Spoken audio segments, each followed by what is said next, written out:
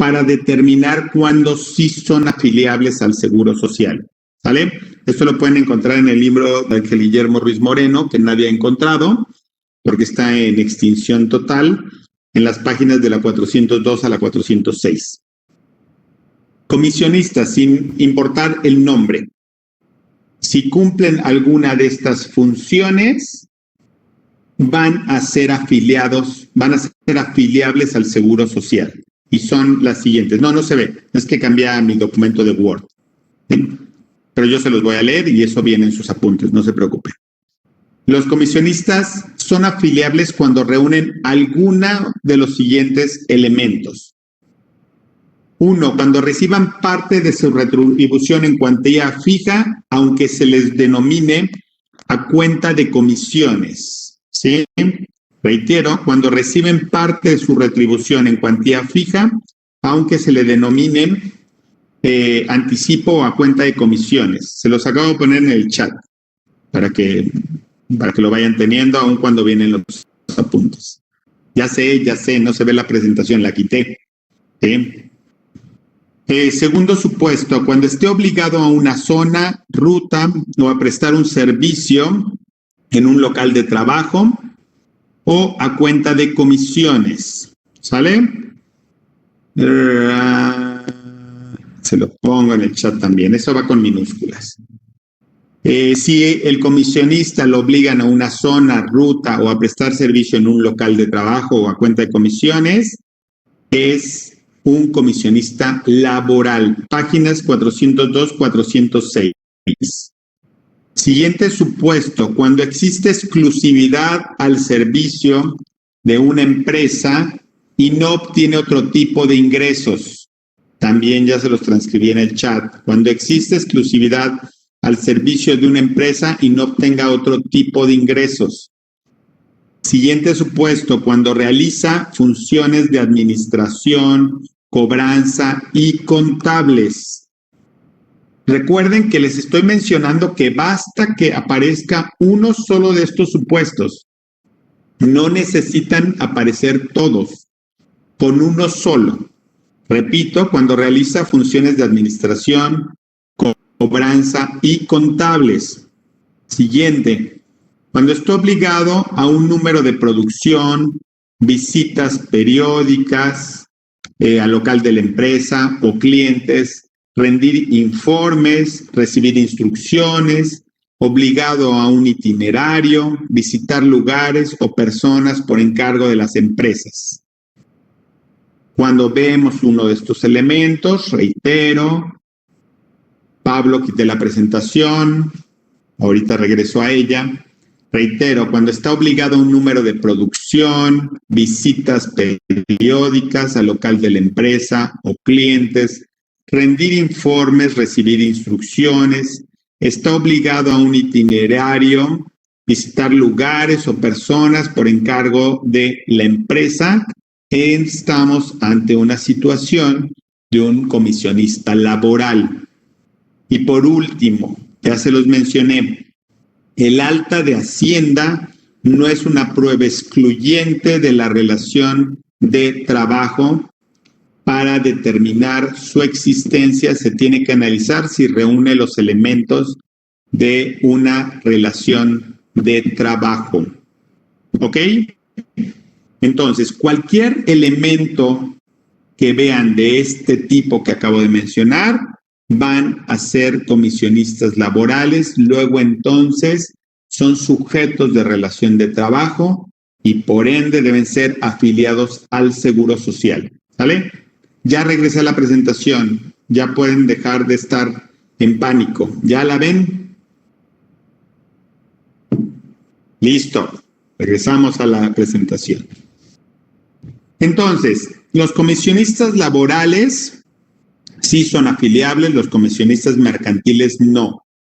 Un comisionista mercantil, para que lo entiendan de manera muy sencilla, es la persona que se encarga de realizar venta, promoción de algún producto, no está sujeto a regiones, a informes, a instrucciones, a actividades administrativas, actividades de cobranza, ninguna. Simplemente yo vendo un producto, que puede ser que no venda nada en todo el año, puede ser que en diciembre venda lo que no vendí en todo el año, y me pagan una comisión, punto. Solamente estoy sujeto a esa comisión. Oye, no cumpliste metas, no hay metas. Oye, tienes que venir a juntas aquí a la oficina, no hay juntas. ¿Sí? Si hay juntas, si hay cualquier elemento, ojo, aquí el detonante es la subordinación. Si hay elementos que acreditan subordinación, es un comisionista laboral. Todo lo que les acabo de mencionar son elementos que acreditan la subordinación. ¿Ok? Muy bien. Agentes de seguros. Los agentes de seguros son afiliables o no son afiliables al Seguro Social. Volvemos a una situación similar a la de los comisionistas laborales. Hay distintos agentes de seguros. Hay agentes de seguros que son independientes. El proceso de formación de un agente de seguros es que durante 3 meses esté en un proceso de capacitación.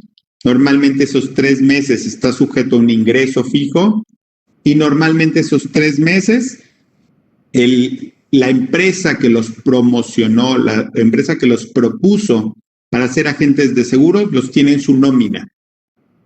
Yo soy de Seguros New York Life y quiero empezar a tener más agentes de seguros, hago un proceso de captación y estos 10 los mando a un curso durante 3 meses. En ese curso de 3 meses yo les pago y los tengo dados de alta al Seguro Social como empleados.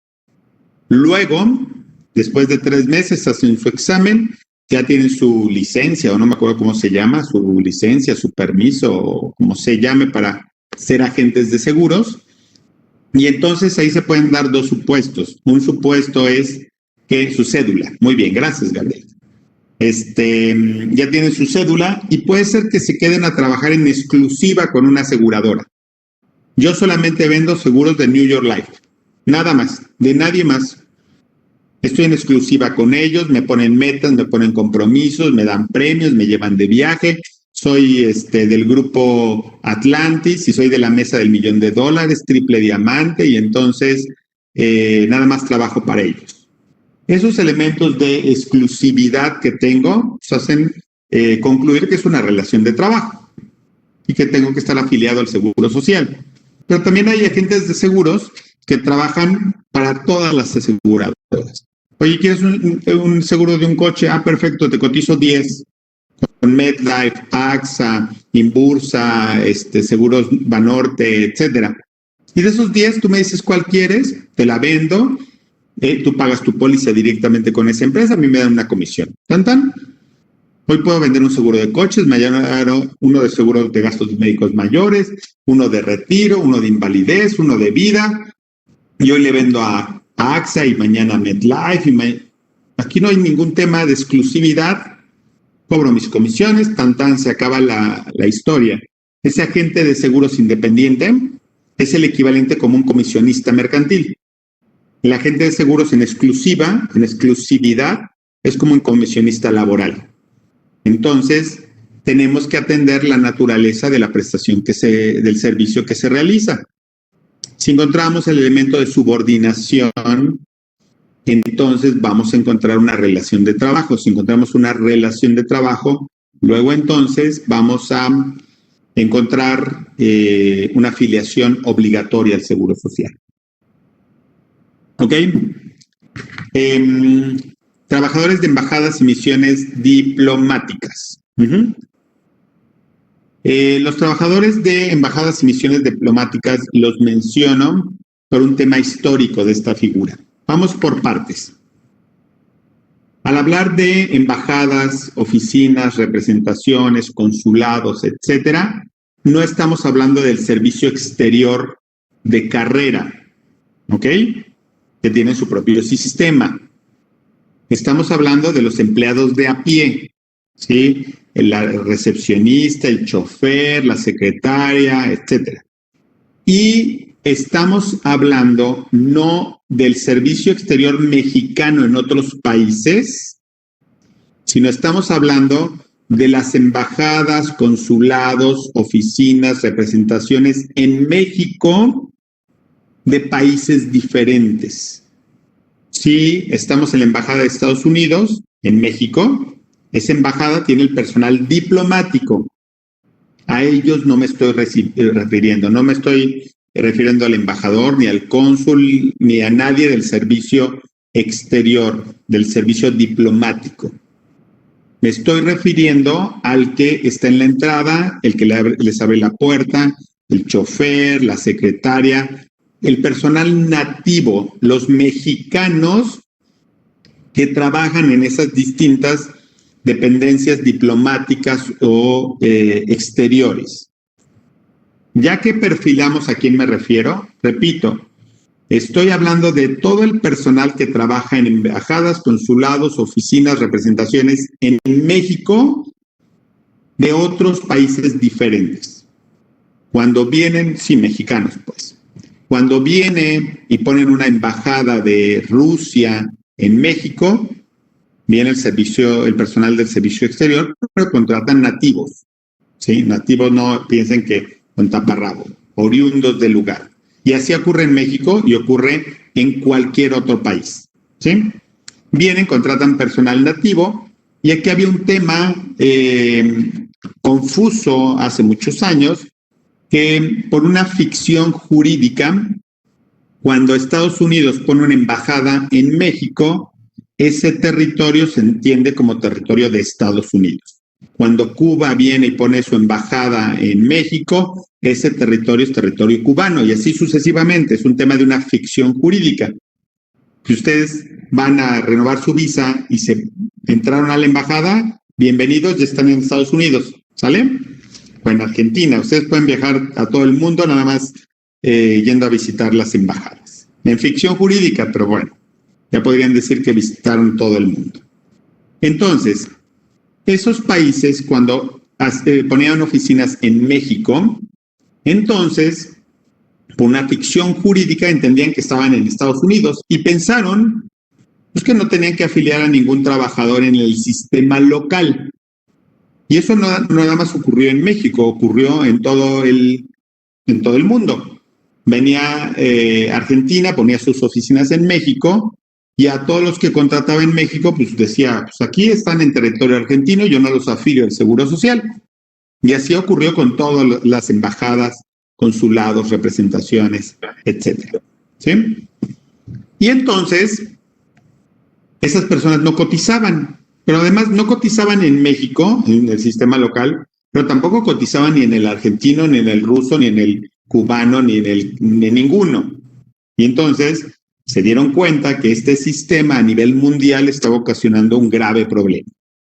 Y entonces en 1999, por acuerdos ONU, La Haya, etcétera, dieron instrucciones a todas las embajadas, consulados, representaciones y oficinas de todo el mundo que tenían que inscribir al personal nativo, al personal local, en los sistemas de seguridad social correspondientes de cada país. Y yo estaba en Argentina y contrataba argentinos, la Embajada de México en Argentina, si contrataba argentinos para operar sus oficinas, tendría que darlos de alta en el sistema de seguridad social de Argentina. Sí, en México, tendrían que haberlos afiliado al sistema de seguridad social del IMSS.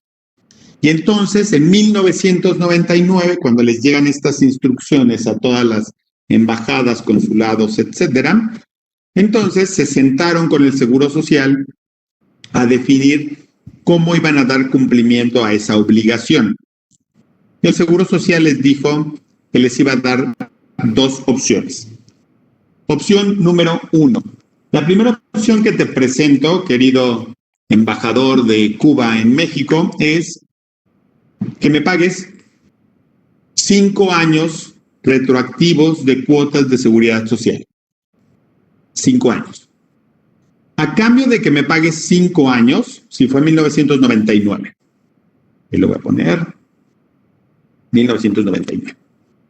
A cambio de que me pagues esos 5 años, yo te ofrezco reconocerte retroactivamente las cotizaciones de tus trabajadores desde el día en que empezaron a trabajar. Si contigo empezaron a trabajar hace 10 años, hace 15, hace 20, tú me presentas la documentación que lo acredite, su contrato, su expediente, y yo te reconozco todo el tiempo que lleven cotizando en México, ¿sí? En tu embajada, perdón, en tu consulado. Esa es la opción número 1. La opción número 2 es que no me pagues retroactivo, me pagues a partir del día de hoy en adelante, a partir de 1999.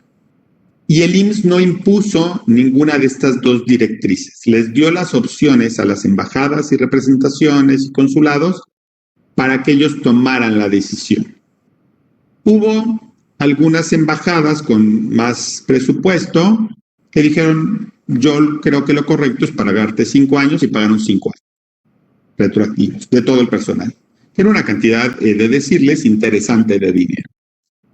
Y algunas otras que no tenían tantos recursos o que eran un poquito más codas, dijeron, no, yo voy a pagar a partir de hoy. Les pongo ejemplos. Estados Unidos pagó retroactivo, 5 años. Argentina pagó retroactivo. Pero, por ejemplo, Gran Bretaña, que no creo que haya sido por falta de recursos, pero pues creo que no son muy dadivosos, Gran Bretaña dijo, no, yo no puedo pagar 5 años retroactivo, yo voy a pagar a partir de hoy en adelante. Ok.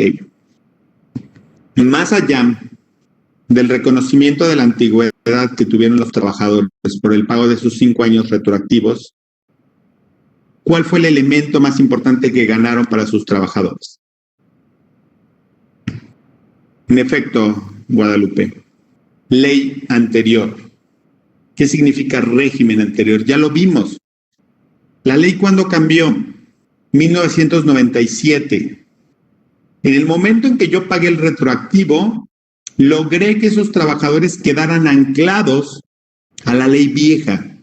Y eso no tienen idea de lo valioso que es. Bueno, sí tienen idea porque ya les empecé a dar las clases de depresión en las anteriores, donde les dije el comparativo ley vieja, ley nueva. Entonces, sin saberlo, porque esto fue como el burro que tocó la flauta, algunos le atinaron y otros no, sin saberlo, esas embajadas que pagaron los 5 años retroactivos lograron que sus trabajadores fueran ley vieja y además realizaron un acto de justicia. ¿Por qué un acto de justicia? Pues porque había personas que llevaban trabajando ahí 10, 15, 20 años e inclusive que su único patrón había sido la embajada o el consulado. Entonces eso era un acto de justicia porque recuperaban sus cotizaciones. Eran ley vieja. Y aquellas embajadas que no tuvieron la visión, la asesoría y un poco de conciencia social y que pagaron a partir de ahí en adelante, le ocasionaron un problema a sus trabajadores que no tienen idea. Es un problema que no hay dinero que les alcance para subsanar. El otro día fue una junta a la Embajada de Gran Bretaña, que está atrás de mi oficina, ahí en Río Lerma. Me citaron una junta porque me dijeron, oye, pues sabes que no pagamos el retroactivo, pagamos a partir del 99 y tenían alrededor de 50 trabajadores que debían ser ley vieja y que no lo eran por culpa de esa mala decisión de la embajada. 50 trabajadores que no iban a tener derecho a pensión. ¿Por qué? Porque no iban a reunir las semanas. Muchos de ellos, cuando los vi, que esa reunión la tuvimos hace 9, 10 años, muchos de ellos ya estaban en edad de pensión, o sea, ya estaban para ejercer derechos a pensión y no tenían las semanas necesarias para poderse pensionar ante el Seguro Social. ¿Por qué les digo que no hay dinero que les alcance para subsanar la grave violación que cometieron? Se los explico. Son 50 casos, ¿sale? Apúntenlo en sus calculadoras. Vamos a poner una pensión regular. Vamos a pensar que hipotéticamente cada uno pudiera haber tenido en el régimen anterior una expectativa de 10,000 pesos de pensión. ¿Sí? Yo voy a hacer el ejercicio con ustedes. No sé si ya se los platiqué desde la otra vez, pero si ustedes tienen su calculadora y la ponen así, se vuelve calculadora científica. Y así la tienen que ocupar porque vamos a ocupar muchos ceros, ¿vale? Entonces, vamos a pensar que son 50 trabajadores y que esos 50 trabajadores les hubiera tocado en el sistema viejo, en la ley anterior, una pensión de 10,000 pesos mensuales, ¿ok? Entonces, vamos a multiplicar 50 personas por 10,000 pesos. 50 por 10,000. Eso es lo que costaría mensualmente su pensión. La esperanza de vida en promedio para mujeres es 84 años de edad, para hombres es 79. Los actuarios actualmente, para hacer un pronóstico que le llaman valor presente de pensión, es el valor que tiene este importe al día de hoy, consideran tasarlo en 260 veces, o sea, 260 pagos. En teoría, cada una de estas personas en promedio recibiría 260 mensualidades de acuerdo a su esperanza de vida. Entonces, tendríamos que multiplicar esos 500,000 pesos por 260, lo cual les da como resultado 130 millones de pesos. ¿Sí? Ahora pregúntenle el día que me tuvieron en una junta ahí en la Embajada de Gran Bretaña, cuando les dije que si querían compensar los derechos de los cuales habían privado sus trabajadores, tendrían que tener fondeado alrededor de unos 130, 150 millones de pesos. Pues me dijeron, luego le hablamos para la siguiente junta, y pues ya no me volvieron a hablar, ¿verdad? Si mejor guardaron mi informe ahí en el cajón, está mejor guardado que el mayor escándalo y secreto que pueda tener la Gran Bretaña con relación ahí a la familia de la monarquía. Sí, está en ese cajón abajo. Pero además, aquí el tema es que recuerden que en este caso, todas estas embajadas que no tuvieron el atino de vislumbrar este tema y que no pagaron el retroactivo, no quedan fuera de una obligación, porque recuerden que la obligación primaria en temas de salud y de pensión, ¿de quién es? Del patrón.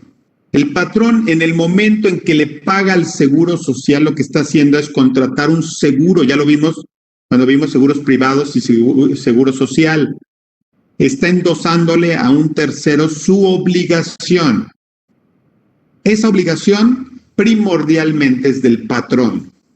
Yo, cualquiera de estos 50 trabajadores, ¿sí?, ya le estaría presentando una demanda a la embajada pidiéndole que ellos me paguen la pensión que yo no tuve derecho por el error en que ellos incurrieron, o que me estuvieran pagando el monto actuarial constitutivo de esa pensión. Si yo soy un solo trabajador y tendrían que haberme pagado 10,000 pesos mensuales, mi pensión tiene un valor de 2,600,000 pesos. ¿Sí?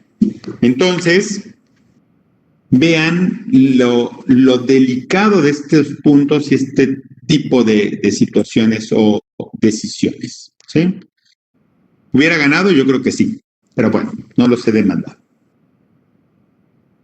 Vuelvo al tema. Los trabajadores nativos en México, de cualquier embajada, consulado, representación, oficina, etcétera, deben de ser afiliados al Seguro Social porque es una relación de trabajo.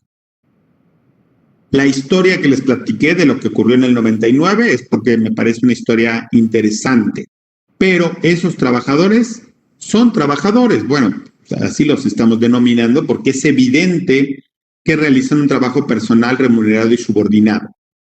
Y el hecho de que lo desarrollen en una embajada o consulado que por una ficción jurídica sea territorio de otro país no significa que los exenta del cumplimiento de las obligaciones de seguridad social. Ya hoy en día el tema de tratados internacionales, el tema de convenios, nos queda claro que nos coloca en una situación donde no somos una isla, donde no estamos aislados y podemos tomar decisiones unilaterales, porque las decisiones que tomemos o dejemos de tomar afectan en un ámbito global o general. Entonces, vuelvo al tema, los trabajadores de embajadas y misiones diplomáticas son trabajadores, reúnen los elementos de un trabajo personal, remunerado y subordinado, y por ende son afiliables al Seguro Social en el régimen obligatorio. ¿Sale? Seguimos. Ahora, trabajadores mayores de 60 años de edad. ¿Por qué hago mención de la edad? ¿Qué trascendencia tiene la edad? Para que entiendan el por qué coloco la edad como un elemento para determinar si son afiliables o no. Mucho cuidado que no estoy hablando de trabajadores pensionados. Ojo, viene en el siguiente supuesto. Estoy hablando de trabajadores adultos mayores, personas de 60 años o más. ¿Por qué los menciono? Los menciono por un tema que tiene que ver con una figura que se llama la conservación de derechos. La conservación de derechos es un ejercicio que vamos a hacer un poco más adelante y lo vamos a hacer con toda calma. No se me angustien porque se les empiecen a hacer bolas las cuentas y cómo se sacan, etcétera. Ahorita lo voy a hacer mención de la conservación de derechos para poder perfilar el supuesto y que entiendan por qué lo estoy metiendo en el rubro de modalidades y excepciones. Pero lo vamos a ver con calma, no se me angustien, ¿sí? La conservación de derechos por una deficiencia en las técnicas que tenemos al redactar nuestras leyes, la conservación de derechos tiene distintos significados. Hay conservación de derechos para servicio médico, hay conservación de derechos para pensión, etcétera. Ahorita vamos a hablar específicamente de la conservación de derechos para pensión. En la conservación de derechos para pensión, en los distintos tipos de pensiones que regula la ley del Seguro Social, en casi todos los casos impone como requisito el acreditar un número determinado de semanas de cotización. Reitero, para llegar a un derecho en pensión, casi en todos los tipos de pensión, casi en todos, requieren un número de semanas de cotización que técnicamente se llama periodo de espera. El periodo de espera es cuántas semanas necesito para pensionarme. ¿Ok? Cuando una persona está cotizando, está trabajando, está inscrito al IMSS, es como si estuviera fabricando semanas. ¿Sí? Yo estoy inscrito con mi patrón, cada semana estoy fabricando una semana. Haz de cuenta que es un ladrillo. Estoy construyendo mi barda. Cada semana, una semana, un ladrillo. Y ahí voy a ver cuándo junto mi barda para poderme pensionar. Reitero, las semanas de cotización, mientras estoy trabajando, estoy fabricando semanas. ¿Sí? Luego vamos a ver IPPs. No te me adelantes, Juan Carlos. Tranquilo. Pero de una vez te digo ninguna. ¿Sí? Entonces, estoy cotizando, estoy fabricando semanas. En el momento en que me dan de baja del Seguro Social, ¿sí? Dejo de producir semanas. Y entonces, sus semanas de cotización, sí, artículos 150, 151, sus semanas de cotización, hagan de cuenta que es un queso que van a comprar al súper, ¿sí? ¿Qué le revisan antes de comprarlo? Caducidad. No es un tema, aclaro que el comentario que voy a hacer dista mucho de ser un comentario ni sexista ni machista, porque si algo no soy es machista. Si no, pregúntenle a mi esposa que todas las quincenas me quita mi sueldo íntegro, ¿sí? Entonces, este no es un comentario machista ni sexista. Pero cada que tengo a alguien en mi oficina y le pregunto, si vas al súper y compras un litro de leche, ¿qué le revisas? Cuando es mujer a la que le estoy haciendo la pregunta, me dice inmediatamente la fecha de caducidad. Y cuando es hombre, no tiene ni idea las respuestas que me dan. Se van al éter total.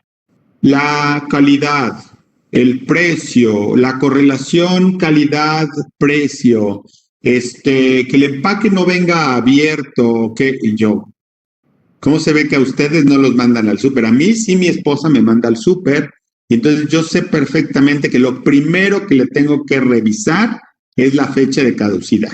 Y la primera vez que me regresaron al súper a devolver una leche caducada o unas salchichas caducadas, lo aprendí. Las semanas de cotización, hagan de cuenta que es ese queso o ese litro de leche que van a comprar al súper. Sus semanas de cotización tienen una fecha de caducidad. Pero no piensen que es una fecha de caducidad igual para todos. La caducidad de las semanas es igual a una cuarta parte del tiempo cotizado. Ya lo pusieron 2-3 veces, artículos 150, 151 de la Ley del Seguro Social. 150 habla de la caducidad, 151 de la reactivación, que no son temas que vamos a ver ahorita, ni se me afanen leyendo los artículos. Ahorita quiero que estén muy atentos del ejercicio. Entonces, la caducidad de las semanas es igual a una cuarta parte del tiempo cotizado. Esto significa que si yo trabajé desde los 20 años hasta los 30, trabajé un total de 10 años. La cuarta parte de 10 años son 2 años y medio.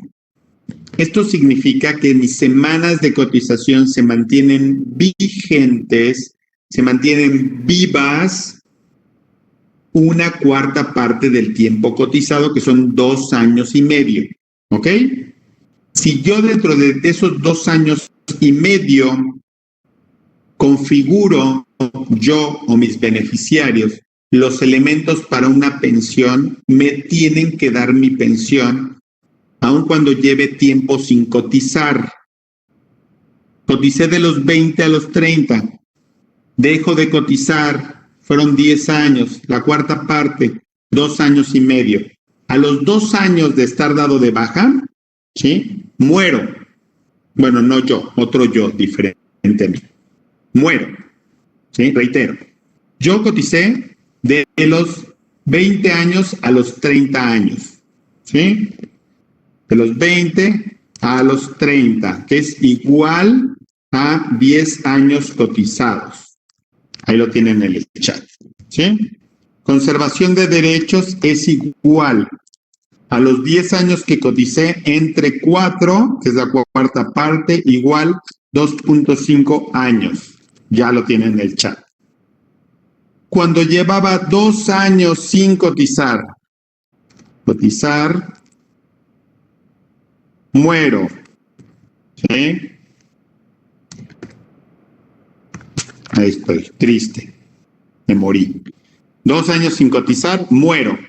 Mi esposa, mis hijos, mis ascendientes, según el caso, ¿tienen derecho a una pensión? Sí. ¿Por qué? Porque cuando morí estaba dentro de la conservación de derechos. Caso diferente. Muero a los 3 años, fuera de mi conservación de derechos. ¿Mis beneficiarios tienen derecho a una pensión? No, porque estoy fuera de conservación de derechos. ¿Ok? Entonces, ahorita lo único que les he explicado es para perfilar el ejercicio. ¿Por qué hago mención de los trabajadores mayores de 60 años? Ok, les voy a platicar un fenómeno súper frecuente. Resulta ser que yo trabajé en México de los 20 hasta los 30 años, como les acabo de platicar. ¿Sale? Acumulé un total de 10 años cotizados. A los 30 años de edad, como ya no había chamba aquí en México, me fui de mojado a Estados Unidos. ¿Sí? Y en Estados Unidos trabajé desde los 30 años hasta los 60, allá en Estados Unidos. A los 60 años de edad regreso a México. Y de repente me entra la cosquillita de decir, oye, pues yo trabajé 10 años aquí en México. ¿Cuántas semanas son 10 años? 520.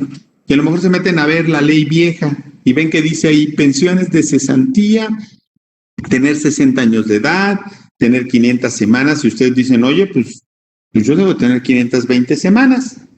Y entonces van al Seguro Social, a la ventanilla de prestaciones económicas, a pensiones, y le dicen a la de la ventanilla, oiga señorita, resulta que mire, Yo trabajé de los 20 a los 30 años de edad, trabajé 520 semanas aquí en México, luego me fui a Estados Unidos de mojado, acabo de regresar, ya tengo 60 años de edad, aunque no se me note porque me veo como de 40, y quiero ver si no tengo derecho a una pensión.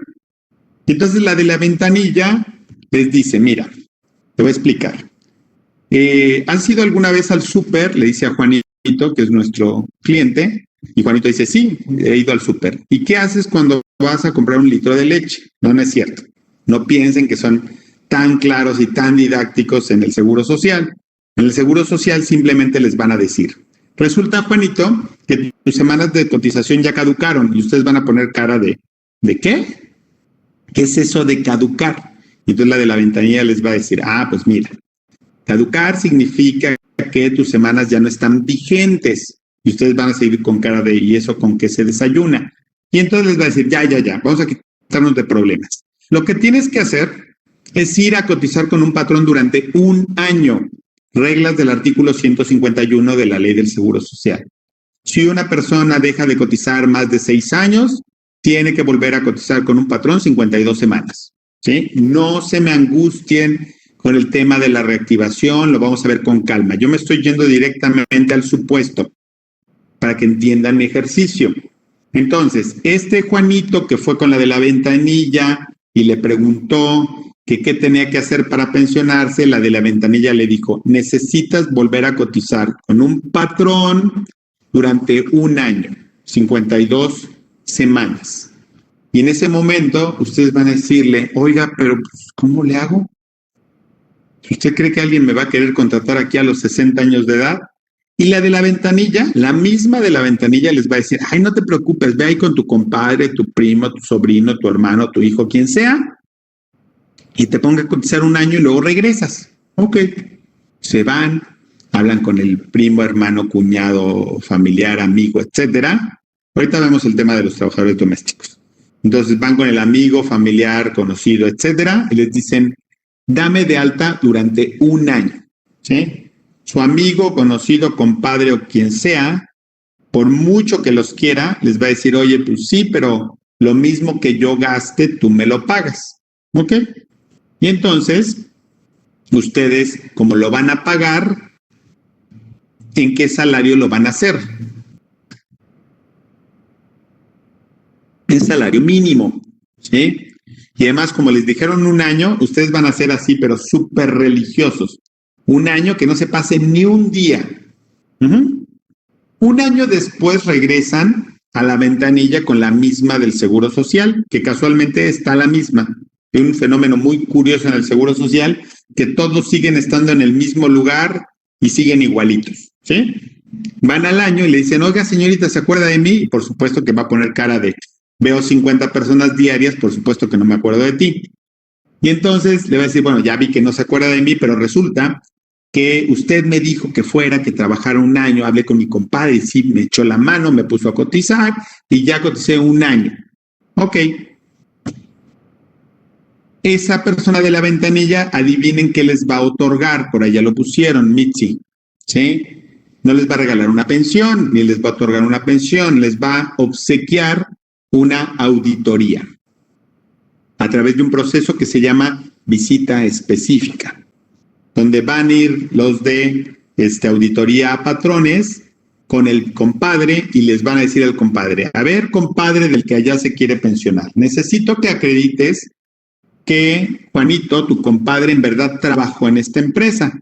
Y entonces tienes 5 días para presentarme todas tus nóminas, balanzas contables, listas de asistencia, rayas, pagos de impuestos provisionales, pago de nómina, impuestos sobre nómina, contrato de trabajo, renuncia, finiquito, etcétera.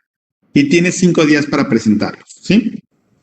Obviamente que como esto era un favor que les hizo su compadre, pues seguramente no les pagó el sueldo, seguramente no firmaron nómina, seguramente no hubo contrato de trabajo, no hubo renuncia, no hubo finiquito, no hubo nada. Lo único que hicieron fue pagar las cuotas durante un año, ¿sí? Su compadre, como tiene dotes de artista, entonces, y de histriónico y novelista, Cuando les llega la carta del Seguro Social, él se avienta una carta digna de la Rosa de Guadalupe, donde le dice: querido Seguro Social, la verdad es que mi compadre pues nunca vino a trabajar a esta empresa. La verdad es que en un acto de humanidad y para que mi pobre compadre no se quedara sin servicio médico y sin atención, pues yo en un acto de entrañable hermandad con él lo di de alta para que por lo menos tuviera lo esencial para vivir y un servicio. Cuando empiezan a leer la carta los de auditoría patrones dicen: ya, perfecto, nos ahorramos la chamba, quítale ese año cotizado, al patrón si a veces lo multarán, puede ser que no, y ya, se quedaron sin pensión. ¿Por qué hago mención entonces del supuesto de los trabajadores mayores de 60 años de edad? Recuerden que les digo que la burra no era arisca, el Seguro Social no era arisco. Vamos a pensar que ustedes trabajan en el Seguro Social, están muy tranquilos en su escritorio y de repente empiezan a revisar un expediente de un trabajador y ven que les llega el expediente de Juanito, que trabajó de los 20 a los 30, luego dejó 30 años sin trabajar y a los 60 regresa y trabaja un año exactito, como dice la ley, y en salario mínimo. El primero que les caiga dirán: bueno, puede ser que Juanito haya tenido la buena suerte de conseguir un trabajo a los 60 años de edad. Pero al día siguiente les llega el expediente de Lupita. Lupita trabajó unos años, dejó muchos años de cotizar y vuelve a cotizar en edad de pensión un año y en salario mínimo. Ya dos casos dirán: bueno, dos vamos a darles el beneficio de la duda, ¿sí? Y al día siguiente les llega el caso de Pedrito. Igualito. Y ustedes ya van a decir: no, espérenme, a ver, ¿qué empresa está contratando puro cabecita de algodón, puro cabecita de cebolla a los 60 años de edad? Esto está muy extraño. Y entonces empieza a rascarle y desafortunadamente aquí el Seguro Social en el 99.9% de los casos tiene razón. Una persona que cotiza, deja muchos años de cotizar y regresa en edad de pensión, en casi todos los casos es una simulación. ¿Qué es una simulación? Alguien que ponen como si cotizara sin que en verdad sea un trabajador, y eso implica sanciones, inclusive sanciones de multa y de delitos, por una afiliación fraudulenta. Entonces, ¿por qué hago la mención de los trabajadores mayores de 60 años de edad? Porque el Seguro Social tiene una normativa interna en la cual señala que cualquier empresa que dé de alta a trabajadores después de los 55 años de edad serán sujetos de visitas del Seguro Social, visitas domiciliarias cada 3 meses. En su normativa interna, el IMSS dice que si tú das de alta a alguien con más de 55 años de edad, el IMSS cada 3 meses debería irte a visitar a tu empresa para cerciorarse de que ese trabajador en verdad esté trabajando, ¿sí?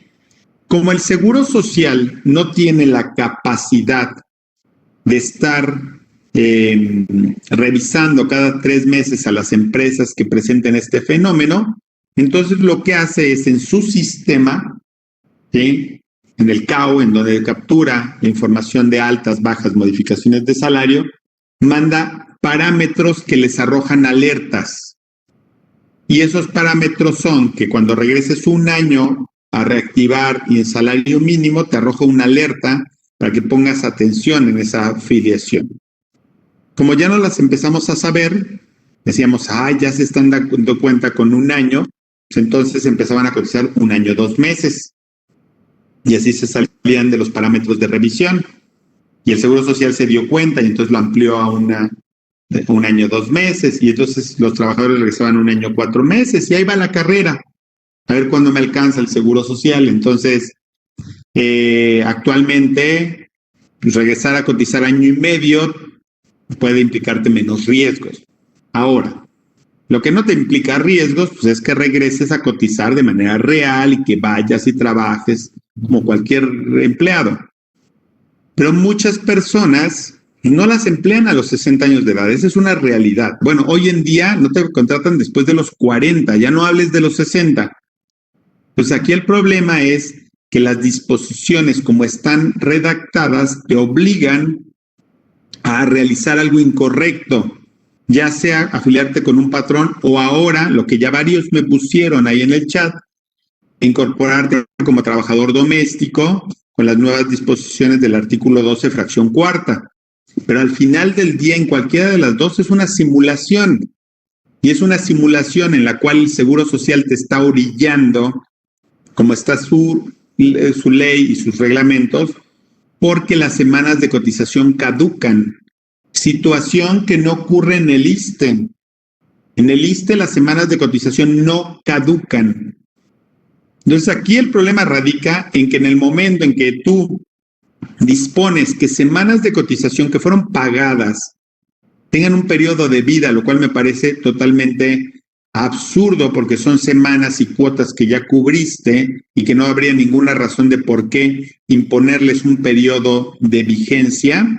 En el momento en que impones ese periodo de vigencia es cuando colocas a los asegurados en una situación de vulnerabilidad donde tienen que empezar a desarrollar estrategias que rayan en la ilegalidad para no perder sus derechos de pensión, ¿sí?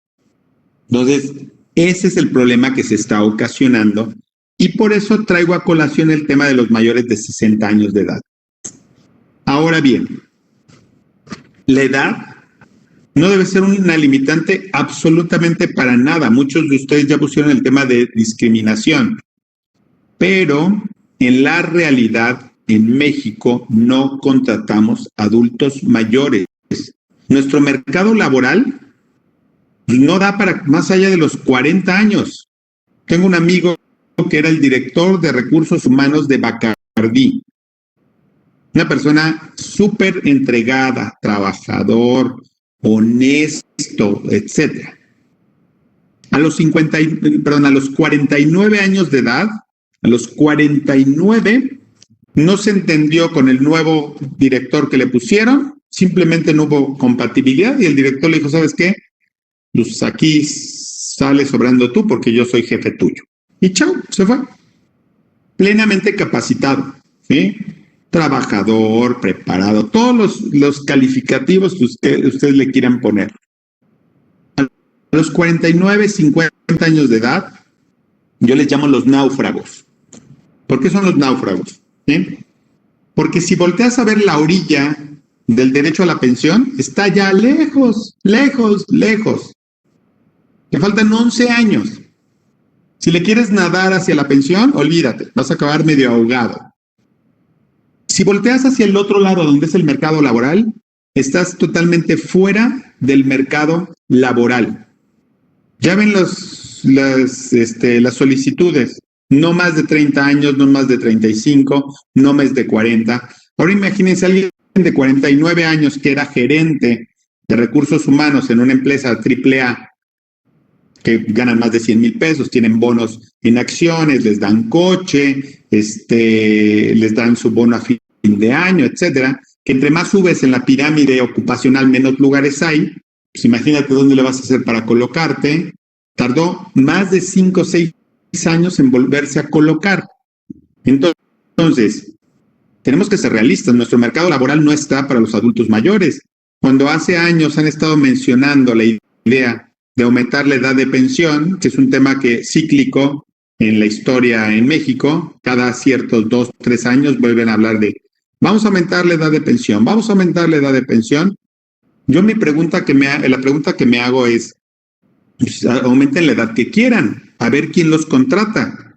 Si no va de la mano de incentivos fiscales, de seguridad social, laborales, donde tú digas, si contratas a una persona de más de 55 años de edad, van tales estímulos. Si no van de la mano, nadie los va a contratar. Hoy, repito, el pensar en emplear a alguien más de 49, 50 años de edad es absurdo, por lo cual el Seguro Social sabe de que si una empresa da de alta a alguien de más de 55 años de edad, seguro que si le rasca un poquito lo que va a encontrar es una simulación. Aun cuando, reitero, hay un potencial laboral y de experiencia en el adulto mayor que poco se ha explotado. Les voy a poner un ejemplo y con este nos vamos a ir a hacer una pausa para que vayan al baño y tomen café. Hubo un estudio en el IPADE de un caso de éxito de una empresa que contrataba a adultos mayores. Esta empresa se llama Chinoin. Los que tienen hijos luego van a identificar a Chinoin porque Chinoin hace unos medicamentos que son el antifludex, por ejemplo. El antifludex es para cuando andan mocosos los hijos, entonces ese le dan para la gripa. También hacen Severin. El Severin también es súper conocido, todos los que tenemos hijos hemos sido clientazos de Chinoin porque hemos comprado Severin, antifludex, etc. Esta empresa que se llama Chinoin fue estudiada por el IPADE por lo siguiente. Hay un segmento en el tema de los laboratorios que son los representantes médicos. Los representantes médicos son los que vemos que llegan a los consultorios. Ustedes están afuera muy bonitos esperando que los atienda su pediatra o el médico que los vaya a atender y llevan media hora esperando y de repente llega un fulanito trajeado con un portafolio que parece que carga un muerto ahí adentro, se anuncia con la secretaria y lo dejan pasar antes que ustedes y ustedes tornan en gorilas porque ustedes llevan una hora esperando. Bueno, no se preocupen, salen bien rápido. Esos representantes médicos son los que van a representar a los laboratorios. Entonces yo soy de Pfizer, llego con el médico y entonces el médico le digo, mira, estos son mis nuevos productos, este es tal medicamento, trae estas características y les dejan 3 pelotitas antiestrés, 2 bolígrafos, un estetoscopio y un calendario, ¿sí? Esos representantes médicos, su función es promover medicamentos de laboratorio. El proceso de formación de los representantes médicos es sumamente lento y complicado, porque tienen que tener nociones de medicina, tienen que tener nociones de química, de farmacólogos, tienen que además tener buen trato pues, para hacerme el que le caigo bien a la asistente, a la secretaria, que me pase más rápido, tener buen trato, como dice Laura, con el doctor, conocer las rutas, los trayectos, etcétera. Entonces, los grandes laboratorios tardan un promedio de 2 años en tener al 100% a sus representantes médicos. Pfizer, Bayer, Glaxo, Merck, Sharp & Dohme, etcétera. ¿Sí? Pero resulta ser que primero invierten mucho en su capacitación cuando están jóvenes, 20 y tantos años, los explotan, los trabajan, pero a los 50, 50 y cacho, los grandes laboratorios que tienen planes privados de retiro deciden que ese segmento ya debe ser reemplazado. Y entonces llegan con los representantes médicos y les dicen muchas gracias por servir aquí a Pfizer, nos vemos, que te vaya bien, le pagan su liquidación, su finiquito, su plan de retiro y los mandan a su casa. Son personas de 50 años que todavía se sienten sumamente productivos. Y entonces Chinoin dijo, oye, pues mira, están desechando aquí a los cabecitas de cebolla y yo siento que todavía son muy productivos. Y empezaron a contratar a todos los representantes médicos que desechaban los grandes laboratorios. Chinoin no es un laboratorio pequeño, pero no es un laboratorio como estos grandototes, ¿sí? Es buen laboratorio, pero es chiquito, es mediano. Y entonces empezó a sacar anuncios de aquí solamente se contratan representantes médicos de 50 años o más. No es mexicano, no me acuerdo de dónde es. Tampoco chino, es de Bélgica, Noruega o de algún país de por ahí. Y entonces se empezó a sacar anuncios donde decían, contratamos representantes médicos, edad mínima 50 años. Ahí no ponían edad máxima, ponían edad mínima 50 años de edad. No contrato a nadie que no tenga menos de 50. ¿Por qué? Porque sabía que eran los que venían de salida de los grandes laboratorios. Y el proceso de formación de este segmento era de 2 semanas. ¿Por qué? Porque el mismo medicamento que tiene un laboratorio lo tiene otro, con una pequeña variación, a lo mejor en el efecto, en la dispersión, en la duración, etcétera. Conocían el medicamento, conocían a las secretarias, gracias por Úrsula, por la referencia. Conocían el medicamento, las rutas, las secretarias, el personal, conocían todo. Entonces, con 2 semanas, una embarradita del producto, vámonos, órale a trabajar, y aparte les pagaban un 60%, un 70% de lo que ganaban con el patrón anterior, sin prestaciones laborales tan altas, sin planes de retiro, y resulta ser que el estudio que hizo el IPADE es que Chinoín tenía la fuerza de promoción más efectiva del mercado. Y claro que era la más efectiva, pues porque su formación le costaba 0. Y aparte los agarraba en una época de su vida en que ya no tenían distractores. Si a los 20, 30 años a lo mejor andaban correteando a la secretaria o viendo a la novia o se iban de fiesta, ya a los 50 ya uno se vuelve casi santo. Bueno, no todos, la mayoría. Bueno, 55. Entonces, era una fuerza de trabajo sumamente productiva. ¿Sí? Vean cómo podemos explotar capacidad, habilidades, experiencia en adultos mayores. Pero pues, tenemos que saber cómo explotarlo. Y además, las empresas deberían tener incentivos para contratar este segmento. Entonces, vean cómo el tema de la edad es un tema donde podemos encontrar cómo explotarlo. ¿Sale? Entonces, mi explicación de los trabajadores mayores de 60 años es porque no es un delito contratar a una persona de más de 55 o 60 años de edad, pero deben saber las empresas que contraten a personas de 55 años en adelante que deben tener perfectamente en orden los expedientes de esos trabajadores, porque es muy probable que tengan requerimientos y revisiones del Seguro Social. A mí no me quita el sueño que venga el IMSS y me audite o me revise o me pida documentos, siempre y cuando todo lo tengamos en orden. Contrato de trabajo, listas de asistencia, nóminas, balanzas contables, pagos provisionales, Hacienda, Infonavit, IMSS, impuestos sobre nóminas. Al final, renuncia, finiquito, lo llevo a la Junta de Conciliación y Arbitraje, firmo un convenio de terminación, etcétera. Un expediente a prueba de balas. Eso es lo que te da tranquilidad como patrón, ¿sale? Entonces, vamos a hacer una pausa, 10 minutos, son 6:40, nos vemos aquí 6:50 para que vayan al baño, se oxigenen, se tomen un café, se vayan por una cobija. Veo preguntas y regresamos.